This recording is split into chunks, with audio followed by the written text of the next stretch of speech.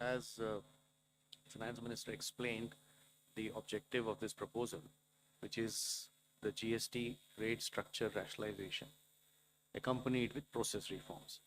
So the first request I will have is to have the appreciation of the proposal in the manner in which it has been prepared, in order to not distract ourselves with issues which will be an outcome of this process, but the core principle of this exercise needs to be appreciated in totality.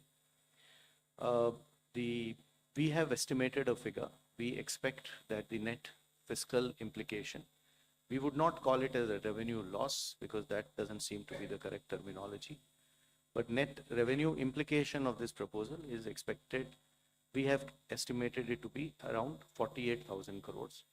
This is on the consumption base of 23-24 because that is where we had all the segregated data. What I would also request is to have to appreciate this exercise better. It's important to also understand why looking at a particular number of revenue implication and highlighting it in a manner which is not proper may not present the correct picture of this exercise. The reason being, one, typically the rate rationalization exercise would result in buoyancy effects. We do expect, as mathematically one may calculate based on consumption of 23-24, but economically that is not how outcomes will evolve. And we do expect buoyancy to play a major role because of this rate rationalization exercise in enhancing the revenue. In addition, there is also an effect on the consumer behavior. What he spends on and how much does get influenced by price, which is going to be expected to get positively influenced by this exercise. We also expect compliance to improve due to this exercise. Madam explained to you how rates which were at different levels, where classification issues would be rampant, like sectors like food or transport, auto parts, etc.